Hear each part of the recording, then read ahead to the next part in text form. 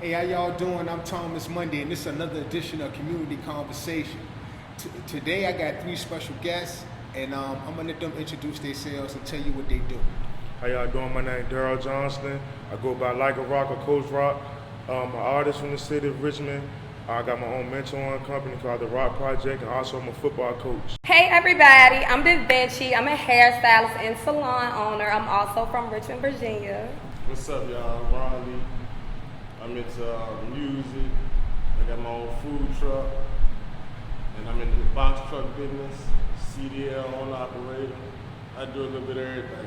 You know, you're 31 years old, man, and you ain't punching nobody's clock. You know what I'm saying? You working for yourself. Yes. You know, to me, that's major, man.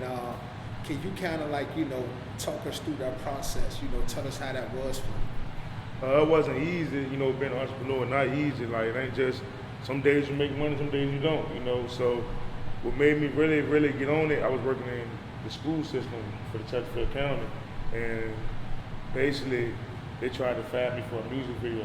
So you type in Like a Rock LA on YouTube, that video they said they wanted the image they was looking for. So when they did that, I kind of started my own thing, working with kids, and me and a couple people, close friends, just put our brands together. And I'm really big on like entrepreneurs and giving back to the community and just respect. I feel like you gotta have respect. It ain't always about money. And I did it free for years, like as far as the back to school drive with my aunt. I did it with myself or my friend B-Man. Like a lot of friends donated in the community. So just like that's kind of basically. Yeah, I understand that process, man. I'm like a little over 2.5 years into the community services business myself. And for 2 of those years, I did a lot for free, so I kind of understand that. I want to holler at the young lady in the middle. Go ahead. Miss dvinci, how you doing? I'm good. How you doing? I'm doing well. So tell us about your shop, man. How long you have had it, where it's located, and whatever else you want to expound on. So my salon is located 212 East Clay Street, downtown. It's been open, I said, for about 2 months now. I'm sorry, what was the other question? Thank you. Congrats. You know what I'm saying? So your salon has been open for 2 months, but prior to your salon opening, how long have you been doing hair? So I've been a full-time stylist since 2015. Okay. Yeah, that's like 7 years. Yeah, 7 years. Oh, yeah, that's dope. Mm-hmm. Is this your first shop? No, it's not. It's actually my third. Oh, yeah? Yeah. So, you say you're 27 years old, right? 26. 26 years old, and you've had 3 shops. Could you kind of tell my audience, about that process, the challenges? It was a lot of challenges, especially when you funding it by yourself, because I don't do no loans or nothing. I prefer to use my money so I ain't got to pay nobody back. But I don't know, it was a lot of challenges, a lot of self-motivation, not trying to get discouraged, because like he said, everything's so up and down. So it'll be times, I think it's the right timing, but financially it's really not that. But me, I know how to make money, so I look at it as like a good risk. Like I know I'm gonna make it back. I'm not tripping, but yeah, it's not as easy as people make it look. It's a lot of groundwork, footwork, a lot of discipline, definitely that. So do you cut, style, wigs? No, so I'm weaves, quick weaves, sew-ins, colors, silk presses. I don't braid, locks, none of that. Don't let me cut your hair. That's dope. I'm gonna move down to my man, Ron Lee, man. What's up, bro? What's up, man? What you doing? Hey, man, I ain't making no noise, man. When I came home, and I met you through my man Punt, you was running your food truck. You know what I'm saying? And I was like, man, that's all right, man. Bro, young man, he got his food truck. And then, just by you coming around more, I learned you rap and things of that nature. But I heard you just got a box truck too. So, tell us a little bit about your businesses, man, how long they've been operating, and the challenges that came with just getting those businesses up off the ground. Yeah, I started the food truck business first with my cousin Mom, you know what I'm saying? I had that when I was like 23, 24. But I went to jail, you know what I'm saying? So I went on the bid for like 5.5. The business kept going, you know what I'm saying, on and off or whatever. When I was gone, we got another truck. So that ended up being two food trucks I had access to, you know what I'm saying? When I came home, I sold the old one to a homeboy of mine, you know what I'm saying? And you know, I had a job or whatever, doing my thing, but that ain't really me, you know what I'm saying? Food trucks started back booming. You know, we getting raw on this zone or what? So, you know what I'm saying? Then the nigga, for real, I'm trying to duck the street, like, you know what I'm saying? Like, sometimes nigga operate going back to that, but you know, there ain't no future in that shit. So, I got down my first year home, I get off papers.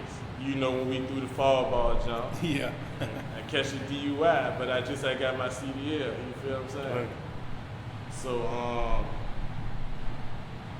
I'm going through that situation. No, as soon as I got it took from me, you know what I'm saying? But my plan was then to go work for a company, stack, and start my own shit. So goddamn, I had to wait a whole another year and a whole, just grind and stand down. Then when I got the CDL back, I went to a company and they was like, nah, we can't mess with you until another 3 years. One company said another 5 years.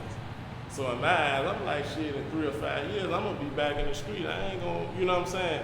By that time, I might be locked back up or something. You feel what I'm saying? Mm-hmm. So I'm like, nah, I had the opportunity to start my own trucking company too, you know what I'm saying? With the help of my partner in my food business, you feel what I'm saying?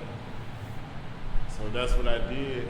I've been running it for like 2-3 months now. That joint's starting to really turn, you feel what I'm saying? But that shit it's a lot of work though, you know what I'm saying? Like far as paperwork, being the administrator and the driver, you feel what I'm saying? But it's a lot of work just being a driver alone, let alone being the administrator too, you feel what I'm saying? But if it's a will, there's a way though, you know what I'm saying? But that's the best thing for me because I make my own schedule, I do what I want to do when I want to do it. And I ain't got to worry about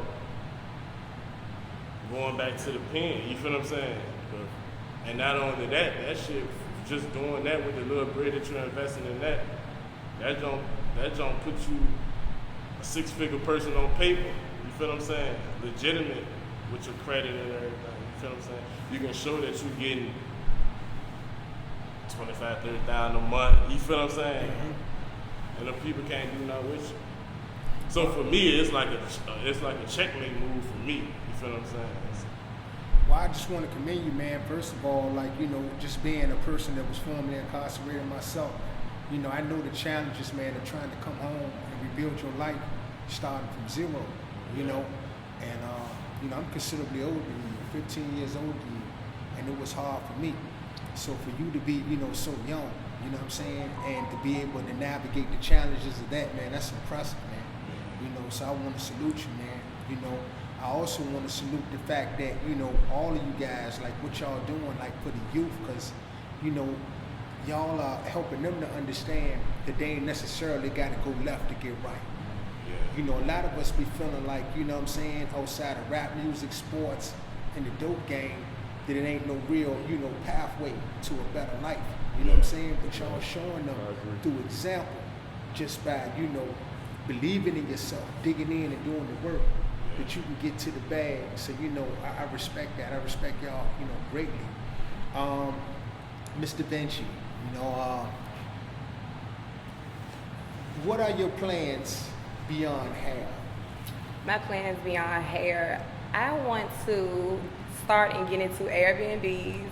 I want to at least be able to have like 3 or 4 in, you know, good, busy cities so I can make residual money that I ain't really got to babysit and watch. I don't know. I just want to get my business, my hair business up, global running. That's it, successfully. And I started with you because I kind of know what Like a Rocks and my man Ron, these aspirations are beyond, outside of the businesses that they already have. You know, they artists as well. You know, I understand that both you guys have some new releases out. Y'all want to talk about that? Oh yeah, man, I'm just got a new video. You just dropped that joint. What's it called? Get some money. You know, everybody want to get some money. You know, so we just dropped that one. Also, I'm working on a couple new songs I got called "Still the Biggest in the City." I just did. And I got another song called Pain with my homeboy Real. But I think I'm gonna drop like a DVD soon too with a lot of my music, you know, on one DVD for my birthday next month. I think I'm gonna drop that. I think that'll be dope because some people haven't seen a lot of my old stuff. So I feel like it's old to me, but it'll be new to them, you know. Ron, what you got cooking, bro? Man, to be honest, bro, I'm all over the place when it comes to that.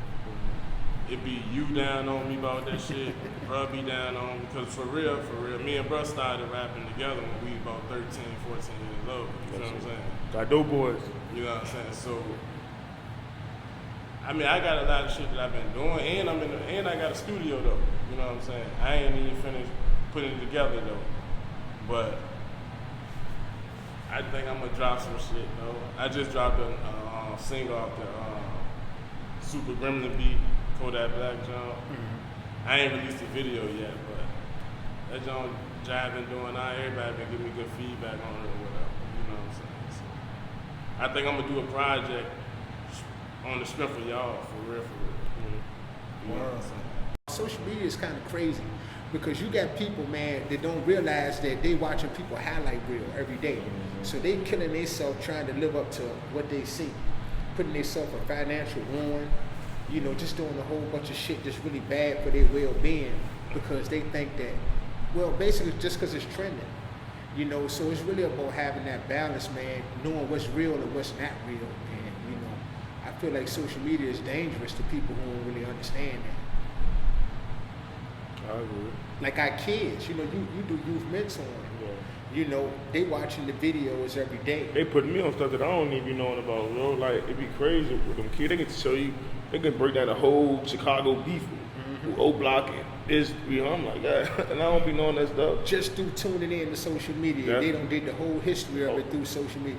I ain't know what a fucking glizzy was. You know what I mean? Till I started talking to little kids, you know what I mean? Yeah. Glizzy, what the fuck is a glizzy? You know what I'm saying? Whole time they talking about a hot dog. I thought they was talking about a Glock. You know what I'm saying? Yeah, but they talk about that too though, Yeah. you know what I'm and saying? And then they pick with you, you get, yeah, you Yeah, eat you the eat the glizzy. glizzy, I'm yeah. like, shit, I'm eating the motherfucking glizzy. What you talking about? I'm eating my glizzy, I ain't gonna lie. I'm eating my hot dog hamburger. I don't go down talking about. Hey yo, man! Shout out to Pig and Brew too, man. If y'all ever, you know, in the Blackwell district, man, stop by there. They got this mango margarita, man. This joint was delicious, man. Pig and Brew, man. Appreciate y'all. What do y'all think is the biggest change as far as like, you know, from when y'all was growing up and now, as far as the mentality of people in the street and the climate of the things that's going on? You know, like with all the overdoses, the gun violence, all that. You know, what do y'all think is really triggering all that? Go ahead, Ron. You go first on that one. What I think about why so many overdoses and shit. Overdoses, so much gun violence, like right now, at this point in time. As Ain't no opposed to- structure in the street.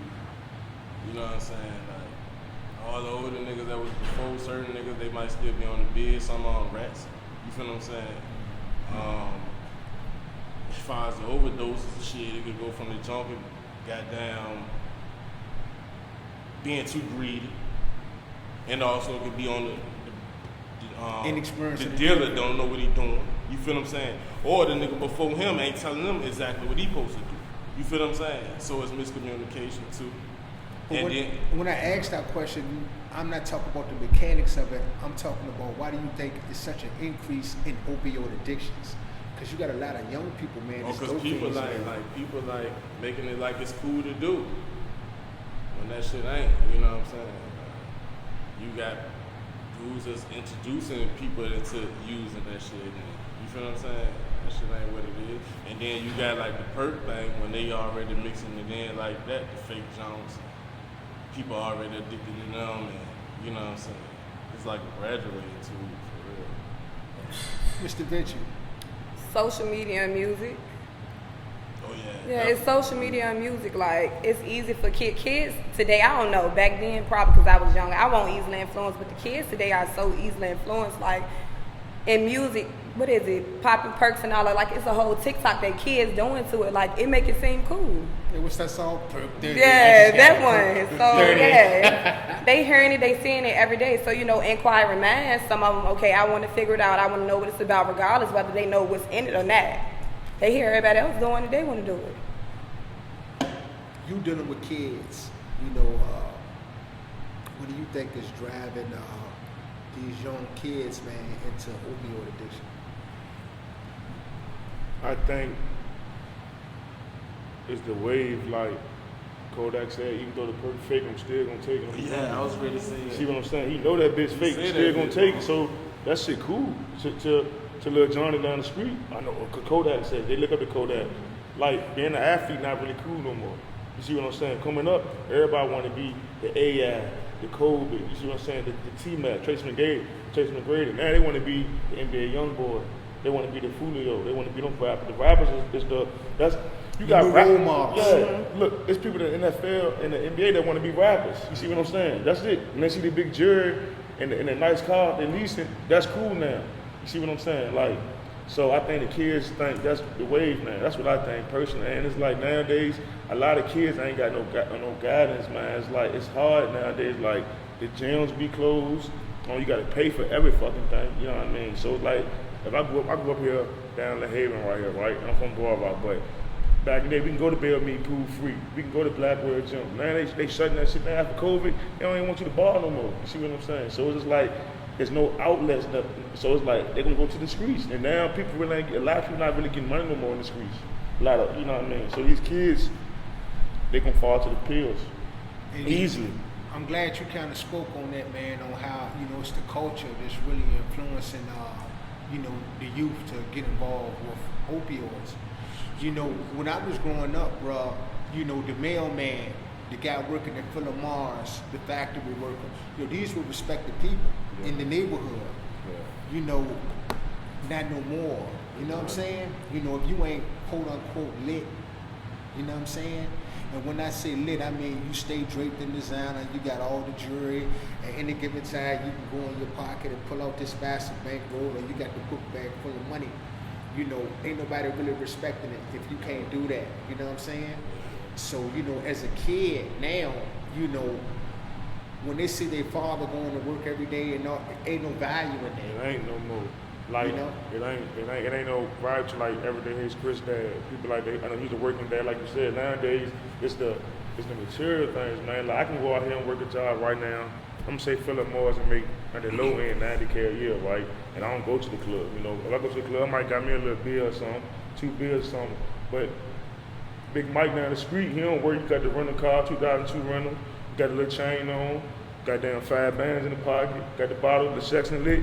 The girls gonna gravitate to him first, instead of me, because I work a job. I guess I'm kind of corny. I guess it's that lifestyle, what they see. You see what I'm saying? But in the long run, I'm gonna win because I got the credit. I got the house. You see what I'm saying? But that's not cool no more. It's not. It's not. They don't understand that the lifestyle come with a price tag. Mm-hmm. You feel what I'm saying? And they want the switches on the Glocks. Yeah. You feel what I'm saying? Like, that's in every song. So it's just like, that's what's going on. People getting shot. Ain't nobody, like, they used to have a boxing zone, train the kids in the neighborhood how to fight. Yeah, Kids don't even go outside, like, when I was coming up. You know what I'm saying? Phone, man. They be on the phone, so like you say, the phone, they showing, like, every rapper in the video, they got the Glocks, they got the money, you know what I'm saying? They got that shit in the video, so, of course it's gonna influence a young person. They wanna be like that, you know what I'm saying? Yeah. And then they might know somebody that's like that. Yeah, You feel what I'm saying? I got a question. Did you play sports coming up? I did. A lot of kids not even playing sports no more. It's not even cool to be on a basketball or football team no more. It's not cool no more. Like for example, I work at Riff sometimes going one-on-one, right? I see 1 million kids in that thing, big, good size, height-wise. They laugh at the football team. It's like, God dang, it ain't cool no more with a basketball team. You see what I'm saying? So it's like, it's corny now. They rather have the purple jeans on with the, with the greens on. Yeah, like that's cool. That's more cooler for the kids in school. Then the football jersey and the Letterman's jacket. What you think, bro? Yeah. I'm ready to tell you something crazy, man. Like when I was growing up, man, I was playing rec sports and stuff like that. You know how it was with rec sports. You play people from all over the city. Yeah. Let me tell you something, man. That has saved my life for real, because as I became an adult, it was some of those friendships that, I cultivated through rec sports that wind up saving me on the back end when I got into a situation on the wrong side of town with some dudes. It might have been a dude I played sports with, got cool with. They'd be like, nah, bro, all right. You know what I'm saying? Right. Hold fast on that joint. Yeah. So I feel like that's what the city is missing, you know, by them phasing out all the recreational sports. Now, I'm going to ask you a question. I'm going to circle back a little bit, Mr. Dvinci. You know, we was talking about lit versus regular, right? As a female, you know, the hard-working man and the lit dude, both of them pull up on which one you picking and why? Depending, I'm not gonna say depending. So, of course, first instance, the lit one gonna catch your attention, but I like to conversate. I like to know what people about right then and there, so I don't even waste my time. So, most likely, when I talk to the lit dude, he not gonna have no brain. He don't know nothing. It's just materialistic things. He a flat bum for real. But the working dude, he educated, like you said, credit good. Don't got no drama with him. Don't be outside. I'll take the square. Working dude. So suppose he an intelligent lit dude, because we got a lot of those out here too, man. Mm-hmm. Some of these young guys are very impressive. It's just they don't understand that, you know, it's other stuff besides what they caught up in. So, you know, you got the intelligent, you know, fly guy, and you got this hard working dude. Who you pick then and why? I'm gonna take the intelligent fly guy. For real, because if he can teach me something on whatever aspect it is, and he knows something I can teach him, we good. Yeah, you just gotta have some type of brains. He don't gotta know everything, but you gotta know something. Gotta motivate you too. Yeah, definitely. I'm real big on motivation. If the working man do got a problem, because if the hustler got a brain, the working man don't stand a chance. I ain't gonna say he got a problem, because you have some people, everything not for everybody. So the lit dude, he can get away with whatever he do, going out, whatever occupation he choose, and still handling. You got the working dude, that just might not be for him.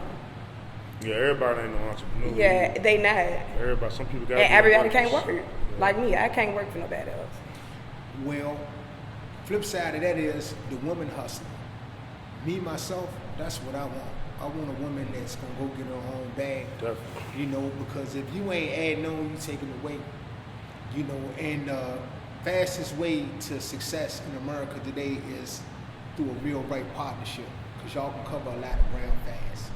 But look, let me ask you something. Yeah. You know what it is to be that nigga on fire. You feel what I'm saying? Mm-hmm. And now you trying to, you know what I'm saying? Not say square up, but you trying to like leave that life alone. But you still got that reputation, bro. I mean, you ain't gonna never really lose the reputation. You know, the reputation ain't what you gotta discard, it's the habits. Yeah. You know what I'm saying? So I did away with the No, habits. that's what I'm trying to figure out, like. The balance? No, you know, not the balance, like. Tell them, like, was it easy or was it hard? Man, it was hard as a motherfucker, bro. And I'm gonna tell you, man, I get played daily, man, by chicks, man, because I'm not the lit dude. You know, and I work very hard. And you know, you come around, I got a pretty decent life. I ain't fucked up. Yeah, I know. But I just ain't got what other motherfuckers got, bro. So I won't be getting the same consideration. There's been a lot of instances like that. And I think that's part of the reason why I could be a little hard on women, right? Mm-hmm. You know, because But then how you battle with yourself when you know you can do X, Y, and Z. And you know how you can, you know what I'm saying? But you know what comes with it, though. at the end of the day, bro, it's really about being able to look in the mirror and be good with what you see in there. Yeah. You know, when I'm worried about how she feel about me, how they feel about me, man, I'm setting myself up for failure. Because now I'm chasing. Yeah.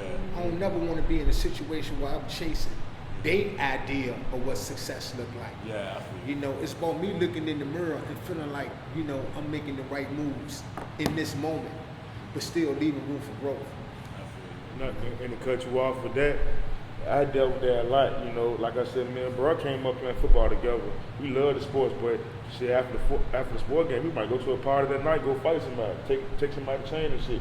But as I got older, I'm being real with you, you know what I mean? It have been times when brother got that some real street shit to happen, you know what I mean? But when I had my daughter young, I just kind of started falling back, right? I'm gonna be real with you.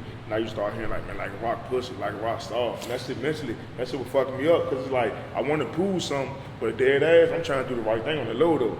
But so I got people that's from my neighborhood or probably my friends talking shit. But it's like, now I look back at them, the same when they're talking shit, you be like, damn, them niggas still, them niggas They're here. right where you left. You know what I mean? And It's it's not no, worse. And it's not no disrespect to them, but I'm just saying, when it goes back to, at that time, I really wanted to goddamn prove these niggas like, man, you need to call me soft. And I really know I ain't soft, but I'm around boss, I'm around people that's doing better than me, and I'm getting the knowledge from them. That's all, I'm getting the knowledge. Oh, get your credit. I remember a couple years ago, like 2015, my credit score was like a 480. I ain't had shit in my name.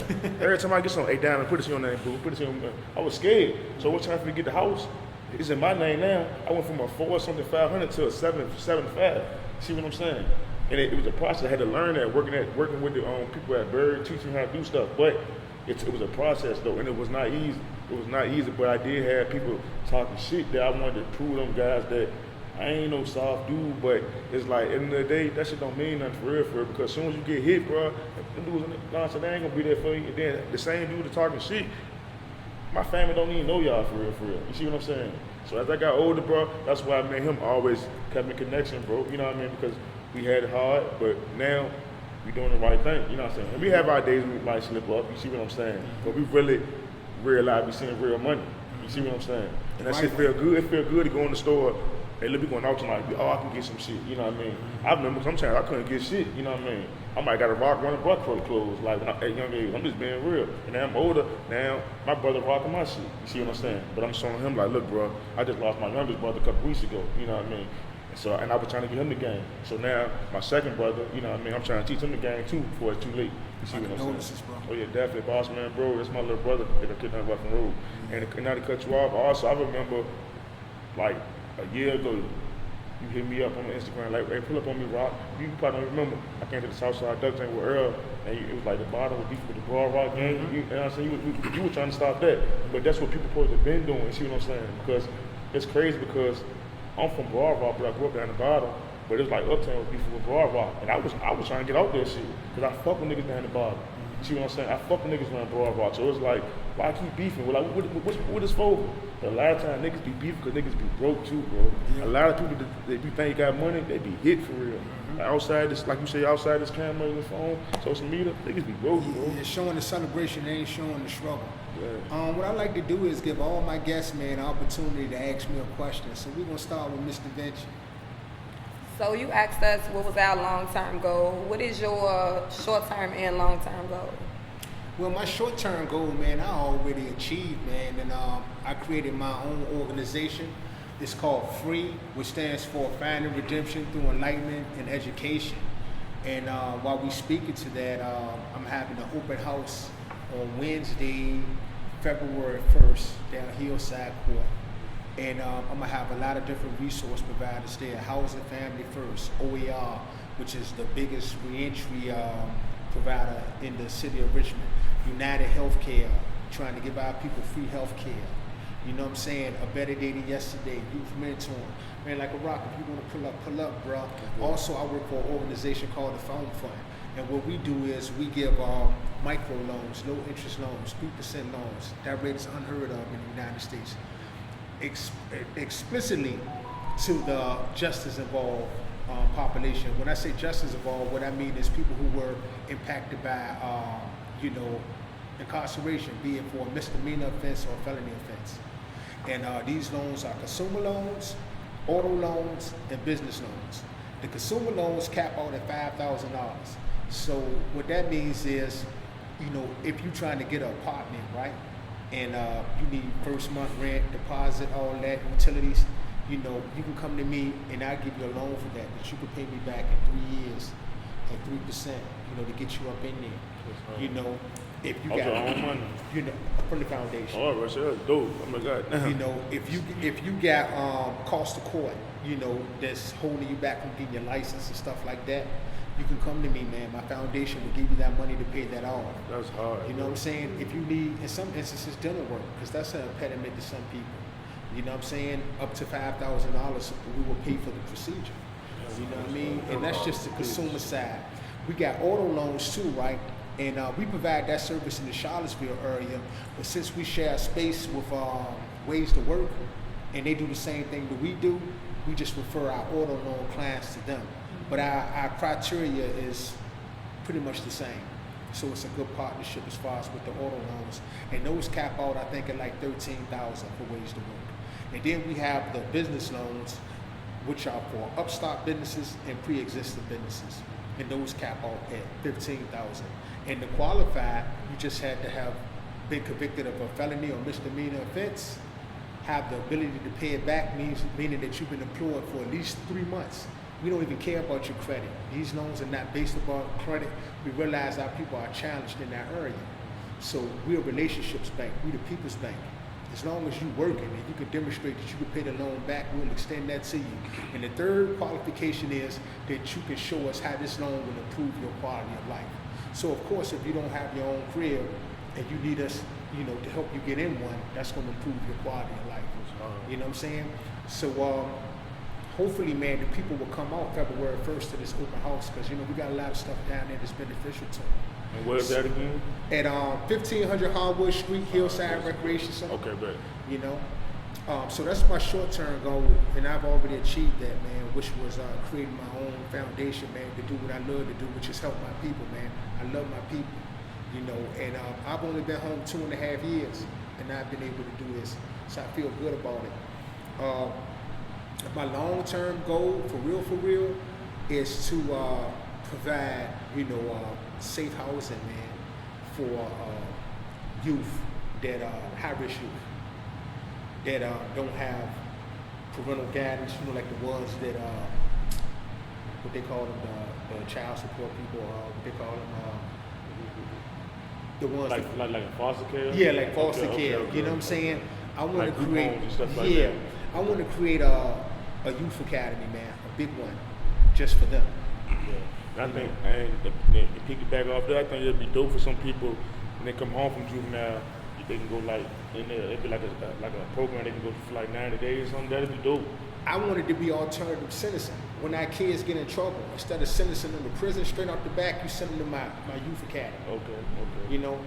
And to see if I can catch them before they get lost in the system. Because I was young when I started getting locked up, and that's where I learned to become a better criminal. Yeah. In prison, that was university for me. Yeah.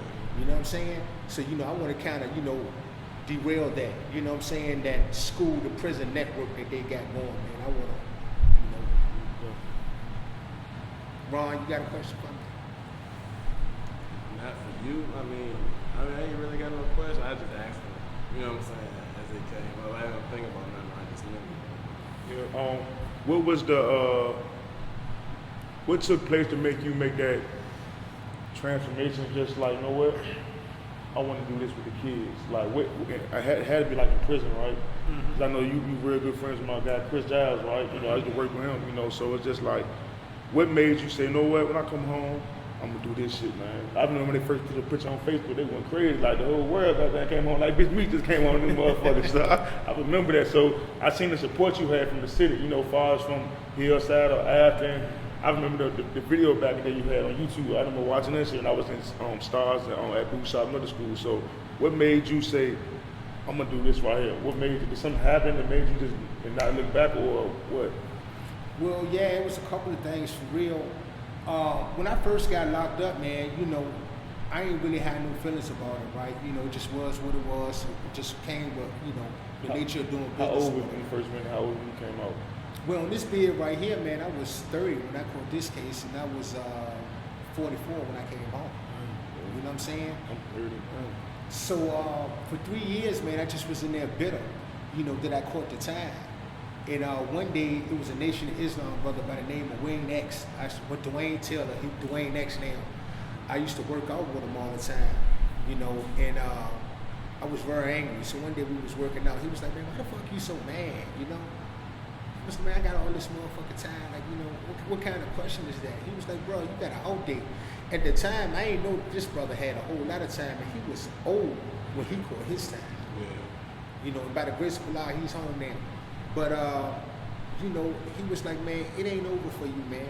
He said, but it will be if you don't change the way you think. And he invited me to a service, a Friday service, man. And I swear, when I went in there and I watched that tape, and this tape was recorded in 1986, it was Minister Farrakhan giving a sermon. I think at Virginia Union, when Jesse Jackson was running for president or whatever, but I remember it was at Virginia Union. And it seemed like he was talking like directly to me. And that's when I realized that, you know, I was robbing the community of its resources. It made me feel a little bit different about what I was doing because he put it in the way that made me feel it. He was like, yo, when those women bringing you their food stamp cards, it's kids that ain't eating. Yeah. And I can remember having 10, 15 food stamp cards, you know what I'm saying, in my pocket. You know, before the cards, you know, I started a big bankroll of food stamps, bro. I can remember walking around $4,000, $5,000 worth of food stamps. Yeah. You know what I mean? For real, you know. So when I started thinking about all that, and then he was like, you know, you guys up in these kids' homes with their mothers. You know, you're running drugs out their mother's house. You know, police keep the house in. They get displaced. You know, y'all don't worry about what happened to him afterwards. Y'all found another house to go up in. You know, when he started to really making me realize the impact that I was having on my community, I felt like I owed this something, right? So, you know, when they say pay your debt to society, most people be thinking it's just doing the sentence and coming home. No, that's just doing your time. Paying your debt to society is coming back, man, putting the resources back into the community that you at one time robbed of those resources. And look, I want you to do me a favor, though. I know you know how you've been going back up in that joint and speaking and shit, right? Mm-hmm. I want you to hook me up and do that, too. Okay. Go back in the pen and holler at, you know what I'm saying? And I think people like y'all need to go in there, right? Because the prison population is getting increasingly younger.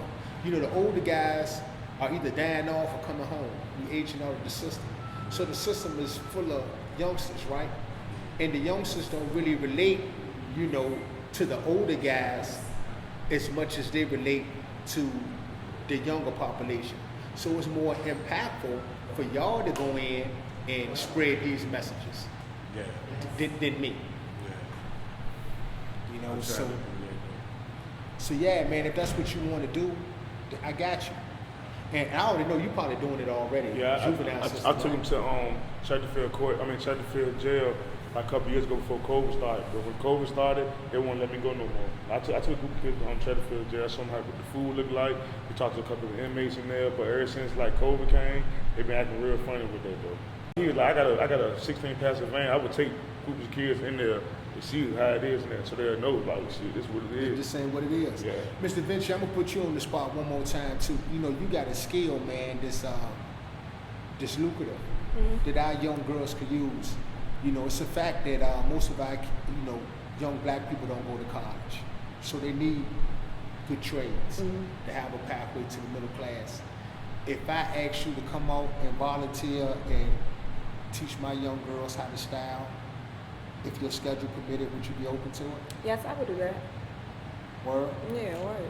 All right. I'm gonna hold you to that, man.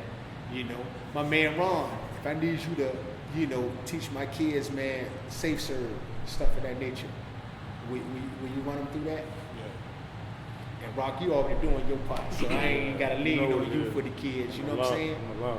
But this the thing, right?